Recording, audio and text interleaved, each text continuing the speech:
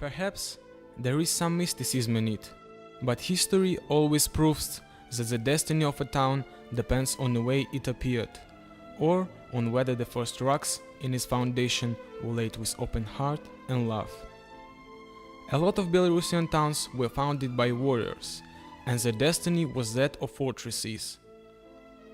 And only few towns enjoyed the luck to appear due to love, as it happened with ancient Grodno. Grodno was first mentioned in the Ipatiev Chronicles in 1128. It has lived through hardships of many wars. Monuments and relics of almost every period of human history, beginning from the 12th century, can be found here. Great part of Grodno is connected with world-famous names: Peter the Great, August Poniatowski, Stefan Batory and Duke Vytautas, Kęstutis Kalinowski and Valery Wróblewski, Antonin Tyzenhauz and Jean-Emmanuel Gilibert, Eliza Zheshka and Maxim Bogdanovich, and many others. In our excursion, we want to show why some places are named after these people, and how their life and destiny were connected with our town.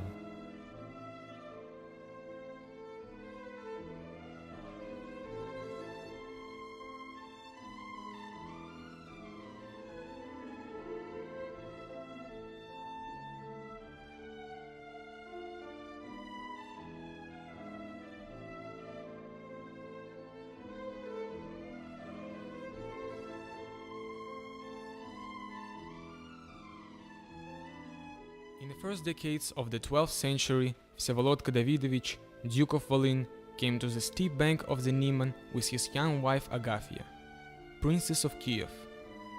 His plan was to found here a town for the children and grandchildren to live in. Maybe that's why Grodno has remained one of the most hospitable, comfortable, and beautiful towns of Belarus for centuries.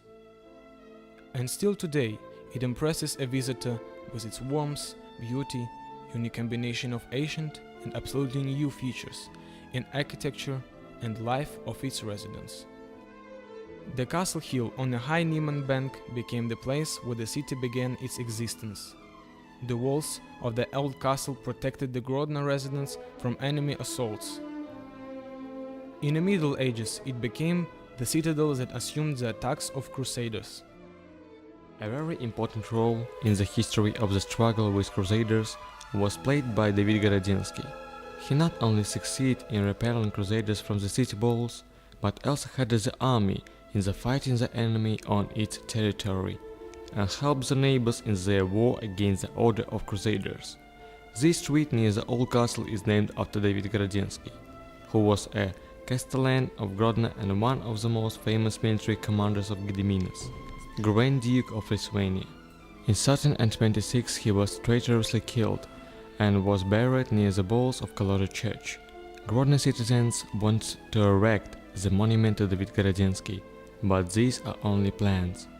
Nowadays we can see a big stone near Kalora Church. The second half of the 18th century remained in the history of Grodno as the time of gathering of Antonin Tyzenhauz. Tyzenhauz dreamed to build an ideal city, which will correspond to the ideas of enlighteners. This is Tyzenhauz Square, but at that time it was a former Grodno suburb. You can have a rest in a park named after Jean-Emmanuel Gilibert. It was a former botanical garden near the medical academy. The botanical garden and the academy were founded by the French scientist-naturalist, who was invited by Antonin Tyzenhauz in 1770.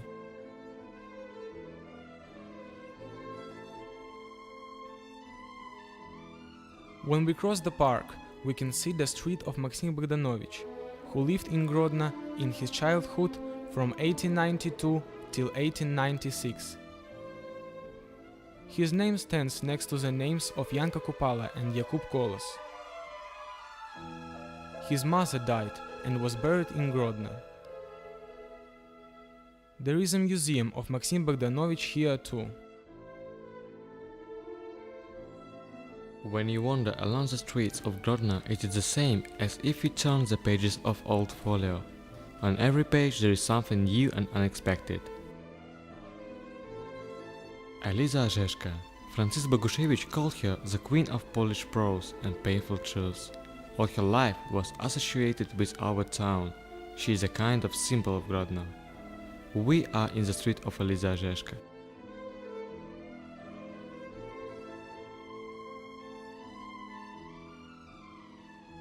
There is a monument of Eliza Rzeszka and the house museum. The museum was organized in 1920 and the street was named in her honor in the same year. The Department of Foreign Literature of Grodno Scientific Library, named after Efim Karski, placed in the house.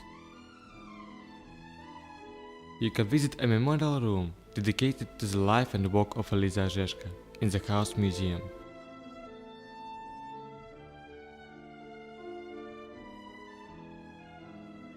This street is named after Kostus Kalinowski, who fought for national independence of Belarusian people, for the development of national culture and education. Kostus Kalinowski was born in 1838 not far from Grodno.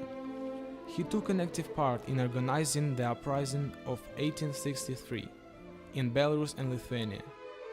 On the eve of uprising of 1863, Kostus Kalinowski lived in Grodno on Dominican, now Sovietskaya Street, and later rebel units acted in the nearest city outskirts. But the Tsarist army dispersed the uprising. In 1864, Kostus Kalinowski was arrested and hanged as the leader of the uprising. His name became a symbol of action and struggle for the rights of oppressed people in Belarus and Lithuania.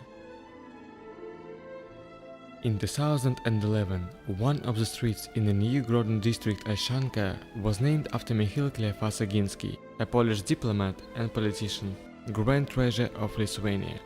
He is world known for his Polonaise "Farewell to My Homeland", created in 1794 in Zalesia on occasion of his emigration to Western Europe after the failure of Kostyuszka uprising. This street also appeared on the map of Grodno in 2011 in Olszanka. Napoleon Orda was born in 1807. He traveled a lot over Belarus, Lithuania, Poland and Ukraine and made sketches of architectural and historical monuments. For his works, he chose the special manner of drawing, which was pencil sketches tinted with watercolors or gouache.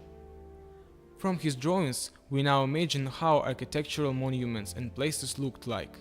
They don't exist anymore.